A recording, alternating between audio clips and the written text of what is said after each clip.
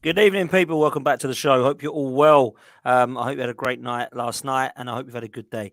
Listen, I know it's football's done and it's all about the World Cup now, but I thought we'd have a little bit of an Arsenal chat about potential signings, potential rumours. And there's only really one man to bring on when we talk about transfer news, and that's Tom Canton from the Gooner Talk. Tom, first of all, welcome. And second of all, congratulations on the Football Content Awards last night, mate. Silver Award, well deserved. One better on last year, mate. The only difference this year is I wasn't there with you, mate, because it was in Manchester. Yeah. I couldn't get there. But congratulations, buddy. Well deserved, man. Thanks, man. No, I appreciate that. Yeah, it was. We missed you. It was a good evening. Obviously, judges picking up bronze as well. It was great to see. Overall, really good evening. Really happy with how it went, because I wasn't expecting that, genuinely, because this year it was way tougher in terms of the competition that was there. So to go even one step further is crazy. So yeah, amazing. Thanks.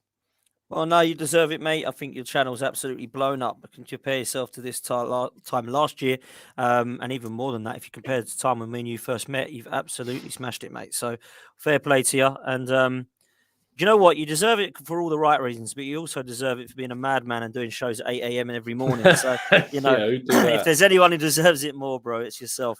So fair play to you. Listen, Omar, good evening to you. Says, well done, Tom. Also a keen watcher of your content. Nav R says, evening, guys. Congratulations, Tom. Well deserved. A lot of love in the chat for Tom Cannon, which is always good. Guys. Which is, of course, why I brought him on. So let's talk a little bit about Arsenal, mate. Before we start to go into players and where we need to strengthen, because I think, one, we've already talked about that before, but two, I think we need to be realistic about this window, because there's a lot of Arsenal fans out there that turn into one of two things. They either become accountants and all of a sudden they know how much we have got to spend, or they become really unrealistic and say that we need 5 or 6 players in this window. So I wanted to get a bit of an understanding of where you're at right now with what we need to do, and also your thoughts on what you think will happen, Tom. Yeah, it's tough, isn't it? Because we ultimately don't know, because Arsenal are keeping things very, very quiet. About as quiet as they've ever kept it. Obviously, last summer we know that they were trying to keep things under wraps. I reported the story on FL that the Fabio Vieira deal was basically an example, the perfect example, along with the Matt Ryan deal, the Callum Chambers deal from the January previous. The January previous to that, rather, the year before in 2021, where they just kind of came out of nowhere, and we weren't expecting that to happen. And I think that this is obviously happening because the club know that the amount of information that gets out can really muddy the waters. It can really convolute what they want to do. And they know that they can get a better price of players if they manage to keep the stories there. I mean, you just look at the Mudryk situation, which I know we're going to talk about, but you talk about figures upwards of 100 million euros. That's because of all the publicity around him. Shakhtar can then use that to raise the price tag. I don't think he'll go for that, but they can use that. So Arsenal, as much as they can keep quiet, will do that. And I'm confident. I think Arsenal will do business. I think that they recognise that this is a really good opportunity this season to take advantage of where we are in the league. And those summer plans they would have certainly been already planning for in 2023, I think may be accelerated, and they'll be looking to bring those forward. Listen, I think everybody's anticipating what the Kroenkes are going to do this January, and I really wanted to get your take on their ownership of the last, let's say, 2 years, because they've got full ownership now. Yeah. I think it's fair to say, Tom, that there's a justification or justifiable reason as to why the fans weren't sure about Stan and Joshua Kroenke. I think over the last 10, 15 years, we've seen a lack of ambition in certain seasons, but there was always that question mark on, well, they're not the majority, they're the majority shareholders, they're not the full ownership. Now, in the last couple of years, we've started to see a little bit of a different plan at Arsenal, and we believe, if you read everything and believe everything you read, that Josh Kroenke has a massive say on that. And they've tried to model their franchise over in America with what they're doing with Arteta at Arsenal. They're looking at a young manager. I can't remember for the life of me what his name is at the man, Sean, someone, but they're trying to copy him. Sean, is it McVeigh? They're trying to copy him. Yeah. They're trying to copy that model, go with young players, and we understand the plan, right? But there is also that doubt in my mind, Tom, that we have the full... I'm yet to be fully convinced that they're going to be doing the right things this January. I saw last January when the need for spending money, and not even spending mad money, just getting players in that I thought needed to come into the football club. And unfortunately, we fell short in the end, at the end of the season. And I do believe that with a couple of players in that January transfer window, things could have been a lot different. I also believe that this January window, they have no excuse but to buy players, because they are in a position right now where they can do one or two things. The first thing they can do is say, Mikel, you're in a title race here. What do you need, mate? What is it that you need? I need this, this, and this. Here you go. Have it. Go win that title. That's the first thing they can do. The second thing they can do, which will frustrate, I think, every fan, will be job done. Top four is going to come this season. So I don't think you need anyone, Mikel. You've done it. Have fun. See how far you can get. Now, that will annoy fans, Tom, for the pure reason that it is showing a lack of ambition. They're happy with fourth. Because I've always said, and I've always stood by it, and to be fair, I've taken some slack by it, but to be fair, I get taken some slack by a lot of things I say, and I don't mind that. But I've always said that I never wanted fourth. I was never happy with fourth. I was always wanted to be happy with trying to go for a title, because that's what I believe Arsenal as a football club should be doing. And if the ownership aren't going to want to do that, then that will frustrate me. So I wanted to get your kind of thoughts on, do you see a change in Stan Kroenke and Josh Kroenke? I won't mention Stan because he is silent Stan for a reason. In Josh Kroenke's Arsenal. And do you think that this January they'll prove why they are more ambitious? In short, I hope so.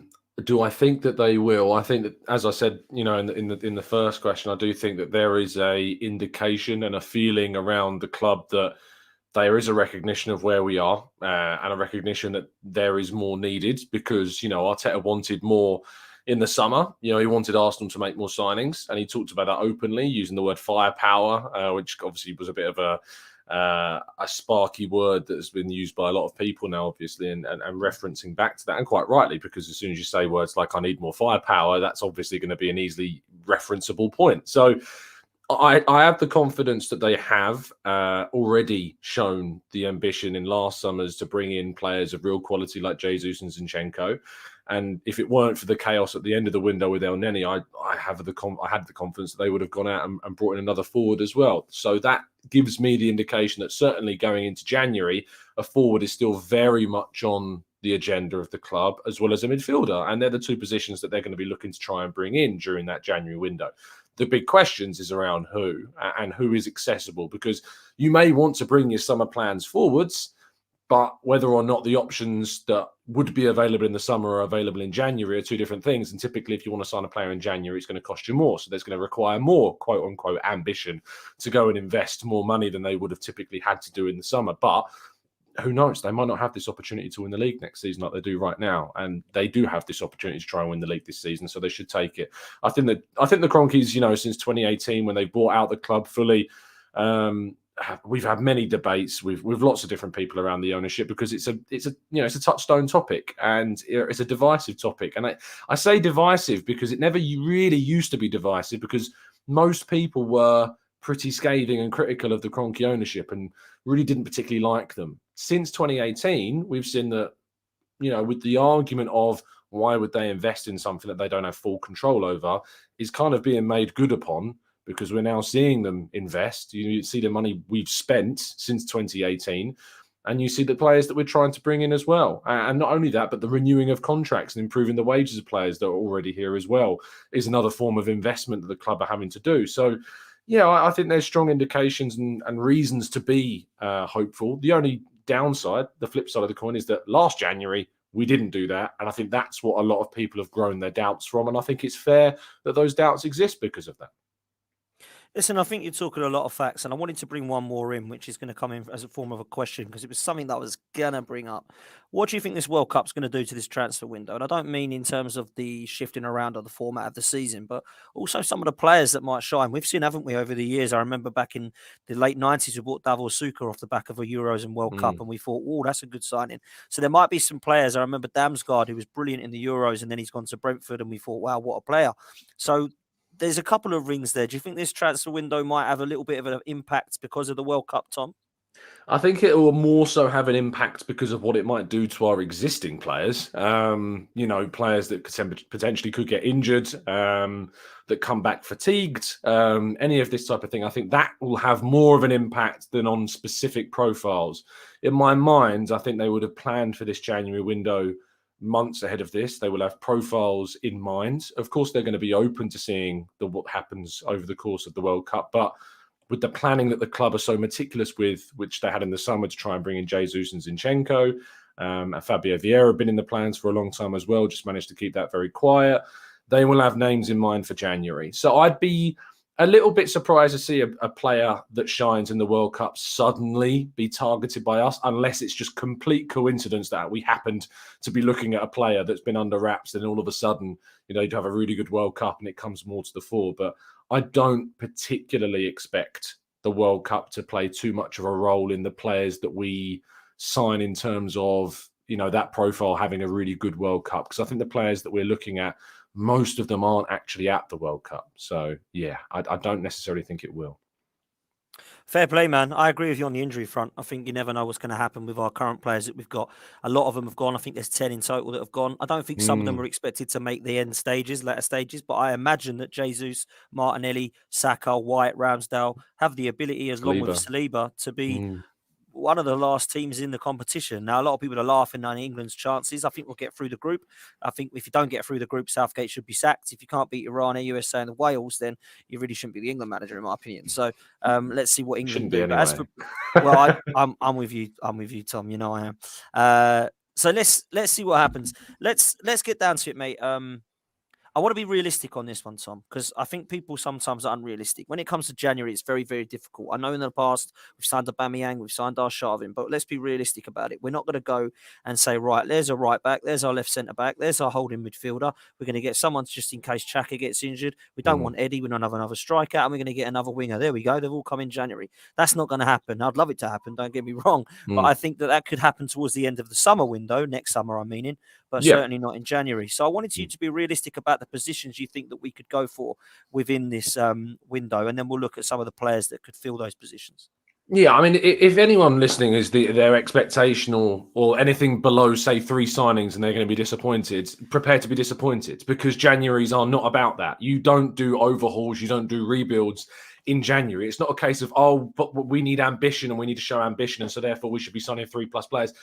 That argument still doesn't stack up. The January window presents with so fewer opportunities than what the summer window does, that you need to be really clever about the business that you do. Now, you can pick up some very good players in January. Manchester United picked up Bruno Fernandes in January. We picked up Pierre-Emerick Aubameyang in January.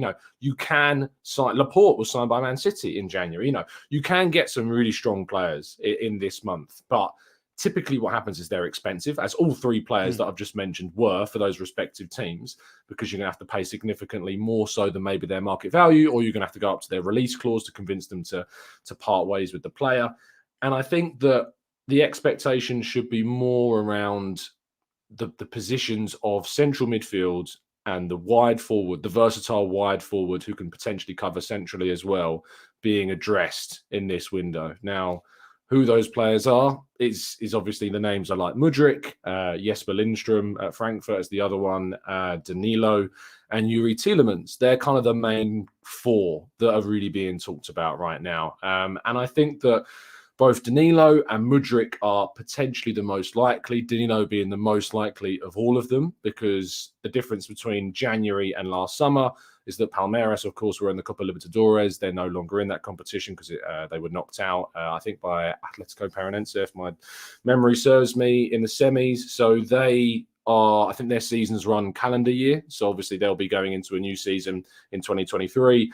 They will not mind Danilo moving on for a good figure. There's even been reports about them targeting, I think, the Brazilian Wallace from Udinese as his potential replacement. So they're already kind of preparing for Danilo to move on. And Danilo is very keen to make a move to Europe and to a big team. He's also a profile that the club like because of his athleticism, because of his commitment, how determined he is, how motivated he is on a personal level. They really like that side of him. And he's a player that can play at both 6 and 8 and can cover in potentially both of those positions. So not only are you buying a future competitor to Partey, but you're also buying someone that could play with Partey in the team, which is what we want to see. And then Mudryk would love to come to Arsenal. Mudryk would love to join Arsenal. That is not in question at all. The question is whether or not Arsenal can convince Shakhtar Donetsk to sell for a fee that is more representative of the value of the player at this current stage, not just in terms of the year and what window it is, but in terms of where he's at, in terms of the club he's currently at, in terms of the amount of money that other wingers are going for. And I didn't really like the fact that the CEO, I think it was a Shakhtar, turned around and said that if Antony's going for this amount of money, we can sell Mudryk. It isn't the same. Players aren't the same. That was in a summer window as well. A protracted, lengthy situation where they had a Man United side that are known and reputable for just paying over and over and over the odds. Arsenal have really tried to curb themselves away from that in recent years. And I think that the Mudryk side of things, if he is going to move, you will see him move closer to that 60 million euros, not pounds. I think it will be closer to that, and it will be structured and it will be with add-ons. It's just about convincing Shakhtar. And I think Mudryk actually putting in the work as well to convince Shakhtar to let him go, which in fairness, with the amount of interviews he's doing, he's trying his hardest, to be fair to him. Yeah, listen, I'm with you on the two players. I'm with you on the two positions. I wanted to put up a comment from Mohammed, who's asked me to put his question up because he says, "Hi Dan, hi Tom. I'm not managing to kill off many matches like Leeds, Southampton, Chelsea, and Fulham, and others means that we must add a top winger in January to add extra power." And somebody put in the chat, I think it was Ikao, here we go, about there's no doubt we'll beat Newcastle here because they'll be attacking and not sit. We just need Jesus to convert his chances. Now, Tom, you talk about two positions there and two players. Obviously, we look at Danilo and Mudryk, but neither of them can play centre forward and neither of them can play number 8. Well, from what I know, I don't think Danilo can, or maybe he can. But what I'm getting at is the priority a number 6, i.e. a replacement for Partey? Is the replacement a wide forward, or is the replacement a centre forward, or is the replacement a number 8? That's what I'm getting at. I think there's 4 positions there that Arsenal would probably like to improve upon. And we have to be realistic that it may only be 2 of those positions or maybe even 1 of those positions. So that's my kind of question to you. Where do you think that is the number 1 priority? Because for me, I would say it's a Thomas Partey replacement because Lokonga and Elneny just haven't been able to do that yet. So maybe Danilo's that guy.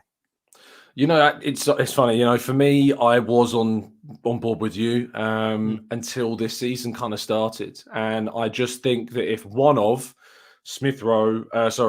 Martinelli, Jesus or Saka is out for an extended period of time, I'm concerned about Smith Rowe being the only option that we have realistically to provide a reasonable amount of quality to any of the 3 positions.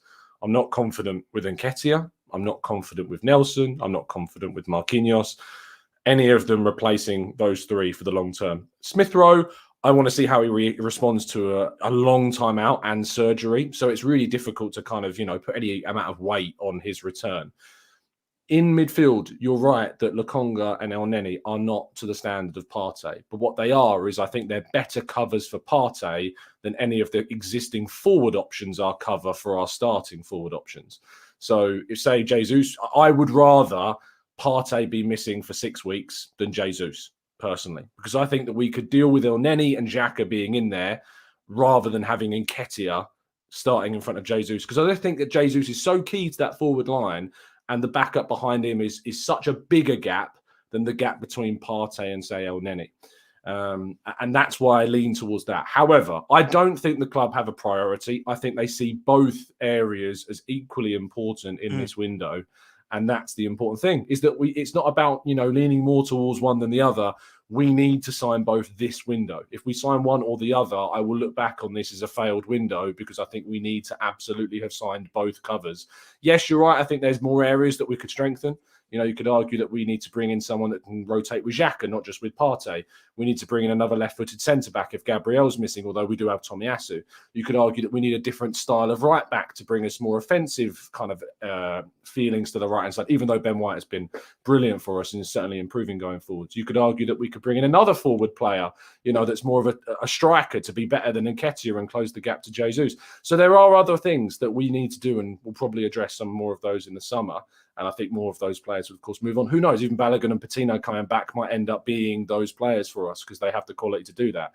So I'm really excited about the window because I think it's going to be a chance to see how serious the club is, not from the players' perspective. We know how serious they are. They've been putting it in for the last 6 months and done great.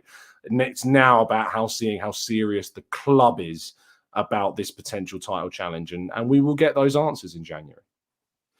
Listen, it's interesting you mentioned Balogun and Patino because there's a lot of people would probably have them over Lokonga and Eddie at the moment. Their loan moves are looking very, very good. It's quite amazing. Yeah. But if you offered me the swap, I'd take the swap right now. Yeah. I think you're right. And I think, listen, that's what loan moves are for, right? You want to go and improve the player. And of course, that's what they look like they're doing. But it has to be said, Lokonga has not impressed. And Eddie Nketiah certainly hasn't as far as I'm concerned. So, I think you make Good points there. Let's touch on Danilo, Tom, because I don't know too much about him. Yeah. I know that he's a Brazilian defensive midfielder. He's 21 years old. He's highly rated. I think the Brazil squad he's missed out on, but he is apparently one of the players that normally makes the provisional squad, and he's one of the only players in the Brazilian squad that does that. In the squad that does that, that's playing in Brazil. A lot of the people, of course, players that are picked play in Europe. What can you tell me about this guy? And do you think it'll be a good signing? You've already said it might be realistic and that he's looking for a move, etc. And it probably won't cost us anything more than between 25 to 30 million, which of course is realistic. But what can you tell me about this guy, man? Do you think it'll be a good signing? Yeah, I think that, as I mentioned, from the mentality perspective, and this is really important in the Arteta, sphere of players. And it's also a nice segue into, really putting down any arguments towards Cristiano Ronaldo ever being considered, because that's an argument that's obviously come out and why it wouldn't happen, because the attitude of players is so, so key to what Arteta wants to build. And gradually over his tenure, he's just been able to whittle away the players that have not fit what he is willing and wanting to see from his squad, be it Ozil, be it Aubameyang, be it Kolasinac, Mustafi, whoever. He's gradually been able to move those players out.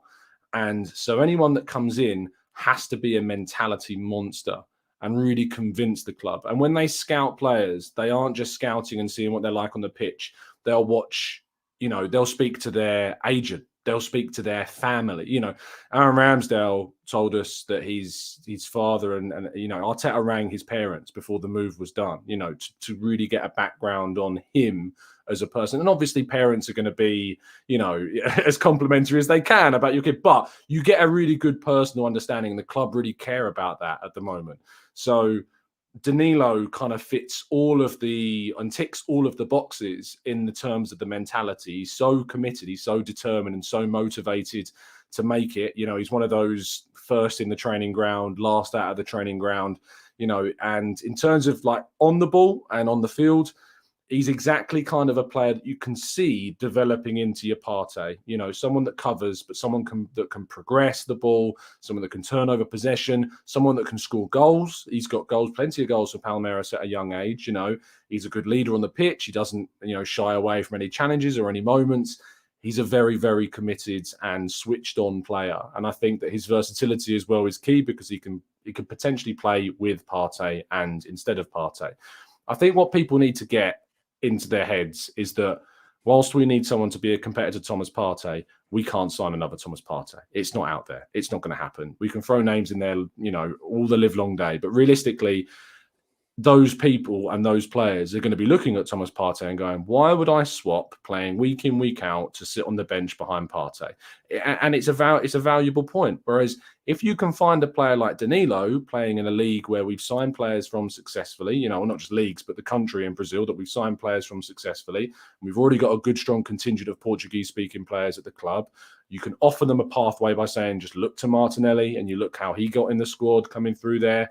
Marquinhos has already come and played senior minutes and got a goal and assist, and he's got a pathway because we're talking about sending him out on loan. There's a pathways that are very obvious to these players. And so if you can find a profile of player that could potentially develop into someone that could be a Partey in the future, that's the next best option to an option that I just don't think is accessible, especially in January. And so therefore, I think Danilo fits perfectly into that style of player that we want. Yeah, I must admit, Tom, he's the one that I do look at rumour-wise and think, I can see this happening. But I wanted to ask you, if 1 out of 10 meant no chance he's coming to Arsenal and 10 out of 10 meant he's going to be an Arsenal player, where do you realistically put this transfer rumour as a number? 7 to 8 is what I give it. Club like him, club want him, club have been scouting him for a long time. We're very interested in the summer. Couldn't be done because Palmeiras would only accept his release clause. It's not the same as it was then. So, yeah, I think this has got a good chance of happening, this one. So, yeah, I'd say 7, 8 out of 10. Fair play, man. Fair play. And I'm going to agree with that. I do believe that I was going to give it a 7 because I really do feel that this one can happen. I know Edu's a big fan of the player, and I know that we did want him in the summer, and now we're waiting until January. I think it's time for him to come and wear the Arsenal shirt. I want to move on to Mudryk. I know we did touch on him. A player I really like, and I must admit, Tom, again, I've not seen him play every week, But what I do see is obviously Champions League football. He looks an absolute menace. He's got tenacity. He looks to me as if he's very comfortable technically. Good left foot, can play on both wings, so I believe. So a player that I think would be a good signing. Again, might cost quite a lot, but if we're going for a title race, I'd like to see us go for it. I do think, though, Tom, the reason we're going for a player like him as opposed to a different profiled striker, two reasons. One, I don't think Arteta likes that type. And two, I also believe that if you're going to sign Mudryk, people have kind of forgotten that we do have, if Jesus is out, two options. You can play Eddie. I don't think that's a great option, but you can do that. The other thing you can do is play Martinelli. Now, a lot of people forget that Martinelli, I think anyway, Martinelli can play through the centre. I know his hold-up play sometimes might not look as pretty as Lacazette's last season, but I think he can work on that, and I think that he could definitely be utilised across the three. So I think if we're going to get an injury to Jesus, the Mudryk signing actually makes a lot of sense for Martinelli to be shifted into that middle to still play Saka and Mudryk either side of him. So do you think that's what Arteta's thinking is for this link with this player? Yeah, he is more left than right. He could play on the other side. I think he could play it, but he is more of the left. He's probably of all the wide players we've been linked to, the least versatile of them all right now, based upon what he's done. The others that we've been linked to, Ferran Torres, Lindstrom, these are guys that can play comfortably on both sides and have done. Mudryk is, to me, a much more of a left-sided traditional left winger, not an inverted left winger, and he's explosive. I was talking to Clive from the Arsenal Vision podcast yesterday, and he was reminiscing about the first time he saw him was when Ukraine played Scotland, and we were all watching that game because we'd only just talked about Zinchenko, so we were all watching that game for Zinchenko. And then this kid comes off the bench and just blasts past the Scots defence. And he's just got that about him. There's something to pick up the ball, sprint through, confidence on strings, and he's a goal scorer. He gets into great positions, and that's what you want from a wide player. He's got, I think, 8 goals and 8 assists this season across all competitions. Wow. And that's the type that you want. Now, the big debate about Mudryk is the price, because, as I've said earlier in the show, Shakhtar are saying that they want 100 million euros. Now, realistically, they aren't going to get that. And Mudryk himself has come out and said how, quote, shocked he is to know that that's what he's valued at. And he knows that that's a bad thing for him, because he knows no one's going to pay that. No one's going to pay that. And the market works in a sense of, we can all have debates about what we think players are worth. At the end of the day, a player is worth as much as the most a club is willing to pay for a player. That's what they're worth. That's what their market value is. It's what a club is willing to pay for them. So, Gabriel Jesus' market worth was £45 million in the summer. That's how much he was worth, because that's how much we paid for him. And clubs, I don't think, are going to be willing to spend more than 50, at a push, 60 million euros on Mudryk. And even then, it's going to be structured. Now, Shakhtar know how coveted he is. They'll know that the Champions League performances he's put in will have raised his profile. And not only that, but all of the reports surrounding him and the interviews and the leaks only really help Shakhtar. They don't help Arsenal at all. And so they've gone in and just said, if you want him, you have to pay this, because they believe that a club will pay that amount of money, because we've seen, as we talked about earlier, Anthony go for a similar amount of money from Ajax earlier in the summer. Now, what we need for this deal to happen is, one, for Mudryk to continue kind of shaking the nest, if you like, continue saying what he's saying. And we need Arsenal to be a little bit, I think, savvy, in the sense that maybe leaking potential other alternatives that they might move for. Because I don't think any other club's going to play close to that either. I don't think there's a danger of, say, us missing out on him to someone else paying that amount of money. And if they do, we probably have done the right thing by not paying 100 million euros anyway. So we need to be savvy. We need to be clever about how we approach it. It's interesting because I think there are other players that are as good as, if not potentially better. I think Jesper Lindstrom for Frankfurt is a player that people shouldn't be dismissive of. He's got more goals than Mudryk in a more difficult league. He's more versatile than Mudryk. He's not slow by any means. He is fast. He can play left side, right side. He can play as an attacking 8, a number 10. He's even played as a second striker. So arguably, if Nketiah is out, you could play Lindstrom through the middle. He's going to the World Cup with Denmark, so we're going to be able to watch him play as well. So he's one to keep an eye on. he's a very, very interesting player, and I think more accessible than Mudryk is because of, I think Frankfurt have just signed Paxton Aronson, I think it was, they've just brought in, who's basically another attacking midfielder, 19, of course, but certainly could be a potential replacement for another 22-year-old. So, yeah, I think that's accessible. And the other one's Ferran Torres, who I like a lot, and I don't think particularly has done amazingly since moving to Barca, mainly because of as soon as he's come in, they've gone and been silly and signed Aubameyang, or they've then gone and signed Lewandowski. So he's not been given the same amount of opportunities, but trust me, there is a hell of a player there who's worked with Arteta, worked in a system that we play at Man City, we are very similar to. So any one of those three, I think would be a really good bit of business by Arsenal in the January window. Fair play, man. I've got to put a question up. My mum's absolutely loves Zaha, man. So have the rumours on Zaha gone cold? This one, I don't know. I'd like him. I really like Zaha. Yeah. 29 years old, though. Not sure it fits the mould. I know he's a massive gooner, but it really is his last contract and last move for me, Tom. So do you see this one being any truth in it whatsoever?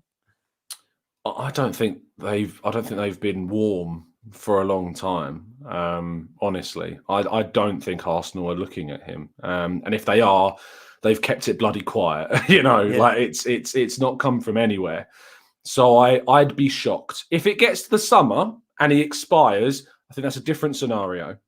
But I do think that there will be clubs in Europe that will be trying to tie him down to a pre-contract agreement. He may then choose to wait to the summer anyway, because there won't be a shortage of clubs that will be willing to offer him contracts in the summer.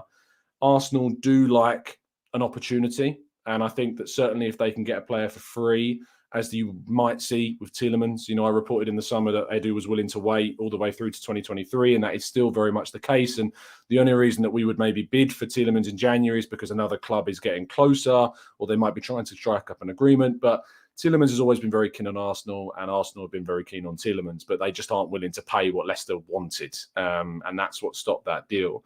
So with Zaha, who knows what would happen in the summer if he goes and he leaves Palace for nobody at that point. But I would be very, very surprised if Arsenal went for Zaha, because there has been no inkling that Arsenal would be looking at him, at all. Listen, I think if it's going to happen, it won't be January. I think it will be the summer. I don't see why Palace would let him go now. Likewise, Tielemans. I wanted to quickly touch on it, which you did there. I saw an article at TalkSport that said that we are pushing hard for Tielemans. I don't know what that means, but we really pushing, No, yeah. What the hell does pushing hard mean? I think we know if we want him, we're going to have to fork out about 35 million, because that's what Leicester are going to probably ask for. Why would they sell him now? Just like James Maddison, they're two players that I'd love to have at Arsenal, but they're not going to get rid of him now, I don't think. If I was to ask you again, like I did with Danilo, 1 out of 10 for Mudryk and for Tielemans, where you heading, Tom? In January specifically, Please, yeah. Tielemans, I think 3. Summer, I think about 8. It's that drastic of a difference. I think we only move for him in January if someone else bids for him. In case of Mudryk, I'd go 5. I think it's 50-50. It will depend very much on Shakhtar and whether they are willing to come down on that price tag. So, yeah, I think that's 50-50. Oh, he's doing all the right things. Arsenal, I think, are doing all the right things. It's just that third party that are proving the problem. Yeah. Fair play. I love this remark. It says pushing hard means that Edu has packed up away his barbecue for the winter. Trust me, that man will have a barbecue anytime. Don't put it past him. He loves a barbecue. Tom, I just got last 3 to hit at you if I can, mate. Mark Taylor says, Tom, would you take Ronaldo for 6 months? No, if there is any genuine questions on Twitter and social media, when I see people tweeting about Arsenal should take him and Piers Morgan's going, Ronaldo and Jesus would win us the league. Why on earth would you want to upset the perfect balance of this squad right now? Why would you want to shake that boat? It would be the worst thing ever. I don't get how you can see what's happening right now at United and go, oh, I'd love that at Arsenal, I tell you. I just can't quite find the concept as something that would be sensible. Yeah. I don't want him anywhere near the club. What he's done, don't get me wrong, what he did was actually quite funny from an Arsenal perspective. But when you look at it, yes, everything he's saying is probably true, to be fair, to some extent. But he's not saying anything no one actually knew. They shouldn't have got Ralph Rangnick. That it's not the same since I left in 2000 and God knows when. Yeah, we know. Nothing was actually a shambles. It was the way that he did it and who he actually went to. Because as much as he's a gooner, You don't go to Piers Morgan for stuff like that, do you? Just quickly, I've just Oh, had a comment pop up saying from Inverted Tube there, saying try to bring Tielemans early. If they're unwilling, then sign him on a pre-contract. We can't actually do that. If you are in the same country as the player that's running out of his deal, you can't sign them up to a pre-contract agreement. Only clubs abroad can sign pre-contract agreements with players. So you can't do that. Interesting. There you go, Tom. That's why I bring you on, see, because you've got the facts. I want to chuck these two at you, if I may. Hi, Gunnar says, hey, guys, what do you think about Mitrovic as our second striker? Personally, I like him, but it's definitely not going to happen in January. But I do like him. What do you think, Tom? Do you like him? I like him a lot. He's a goal scorer in the purest form, and I don't know what his situation is right now. I'm just checking. He's 28 years of age. His contract runs out in 2026. So, Fulham aren't going to sell him, for anything less than 50, I'm just guessing. And I'm not sure that I'd pay 50 million quid for him for what he would come in for. If it was a versatile forwards, I'd pay 50 million, similar to what, Liverpool paid for, say, Diogo Jota, because he can do 3 roles and compete. But Mitrovic is very specialised, and I don't think I'd go 50 for a player like that. But I like him. But I think it's one of those profiles where you're like, I really like that guy, but I just don't think it would work, Yeah, I like the profile striker. I like the fact that he's a little bit of bite in him, and also clearly he knows where the goal is. So I think it would be a good signing. But whether it would fit what Arteta wants, I just don't know. Tom, the last one I'm going to bring in is a really interesting one, because it was a game that I was really interested in seeing this season: Arsenal versus PSV. Now, I was really interested for 2 reasons. One of those reasons was Ibrahim Sangare, who I'm a big fan of in terms of a midfielder, and I think is the sort of type that we should be looking to replace Partey with, or not replace Partey with, but you know what I mean. Have a backup for Partey. And the other player was Cody Gakpo, who I've heard a lot about and didn't really know much about, so I thought I'd look at it myself. But it was this guy who impressed me more than anyone else. Yeah. Xavi Simons. I've never heard of him. He was fantastic as far as I'm concerned, and ripped our defence apart at times. Gilfy saying, I think we should try and get Xavi Simons. Where did you see that coming? Was that a shock to you? It wasn't a shock, because I know he's highly rated, but it potentially was a shock that he outshone both Cody Gakpo. Not both Cody, but just him in particular. But obviously Sangare I thought was a bit disappointing in the home leg, much better in the away leg. But yeah, I really like him. He's small, low center of gravity, great confidence for a 19-year-old, which is great. You want a bit of arrogance in those types of players. It's what makes them take players on and win the ball. And I think it was unlucky not to have his goal allowed. It was a great finish in the box after an amazing bit of skill in the box as well, with the footwork. So he'd be an amazing asset to Arsenal's front line. Again, versatile. The issue with him is that PSG have a buyback option in his contract with PSV. So, and they are very interested in buying him back, because he's a very, very good player. So I imagine the most likely scenario is that Xavi Simons will return to PSG in the summer. I think they'll activate that. They'll probably see him as the long-term Lionel Messi replacement, which in itself, that tells you how good and highly rated that he is. But yeah, he'd probably go into that slot where Messi is right now and be developed into that position. The other players, Sangare, I think, is probably the closest that you get to a near ready-made Thomas Partey replacement. If you're going to go out and sign somebody to try and be as close to that, it's him. I really like him a lot. I liked him when he was at Toulouse before he made that move to PSG, which was a strange move to go from France to the Netherlands. But he's absolutely, he's bossed it, and it's worked for him, and he's done well from it. He's only developed and improved because he's played every week, which he might not have done if he'd moved somewhere else. So he's taken his game to the next level. So again, if you want to sign someone as close to Partey as you can, it's probably him. Gakpo, I was very cheeky when I went to the PSV game, because I managed to catch Gakpo and speak to him after the game. I tell you, he is as imposing and intimidating and tall as you would think. And I'm 6'2", and I was looking at him like, wow, if he was on our wing, that's a powerful forward to have. Scores so many goals, so creative, really good at set pieces as well, which is a nice asset to have. I didn't mention him when I was talking about the wide players we could sign with Mudryk and Torres and and Lindstrom. But I think that Gakpo again is a player you'd have to put in that category and say, if you can get that, what an asset that is to add to Saka, Jesus, and Martinelli. Absolutely. If you can go for Gakpo, if you can get him, it's going to cost you 40, 45, I think. But absolutely, I think would be worth a go, and I would like him at Arsenal. Yeah. Fair play to you, man. Listen, Tom, to wrap up, a lot of clubs I think are going to do some business in January. I think Manchester United are going to spend. I expect Tottenham under Conte to be backed. I also think Newcastle are going to go mad, potentially, with all the money that they've got and the rumours that they're linked with. But if I was to ask you now and put you on the spot, what do you see happening with Arsenal player-wise in January if you had to put your money on it? I'd say 2 in. I'd be confident in saying I think 2 in, and I think maybe 1 surprise exit. And I say surprise because I don't think many people would look at the squad and go, "Oh, I don't think we're really keen on letting players go." But we might see a sale of Cedric. We might see a Lokonga sent on loan. I think we will see Marquinhos go on loan, and I think that'll be dependent upon us bringing in a forwards like a Mudryk. But I'd say 2 in and 2 out, with one of them or both of them being loan deals. Interesting. I saw a rumour today about Cedric, and Marquinhos has been one that we mentioned that he may go out on loan. Lokonga, I just don't see would, because I feel like we need to strengthen in terms of quality, but also quantity. But I do see Cedric. I do see Cedric being not needed, if I'm honest. Now we've got Ben White and Tommy Yasu there, so that'll be interesting. Yeah, I think Lokonga is like, again, I agree with you. I would keep him to the end of the season. I think we need the numbers. But he absolutely, I think, needs to go on loan. I think he needs to play week in, week out. In the summer, there was some of those reports about Burnley and Vincent Kompany being interested in him. When those came out, I spoke to someone who knows people close to Lokonga, and they basically just said, no, he's focused on Arsenal. He's very focused on being at the club. He wants to succeed. And then I think his interview that came out within, the last month, where he talked about Martinez in a little bit of a slight way, and then said, 20 minutes at Arsenal is more valuable to me than playing regularly elsewhere. I disagree with that. I think that it depends.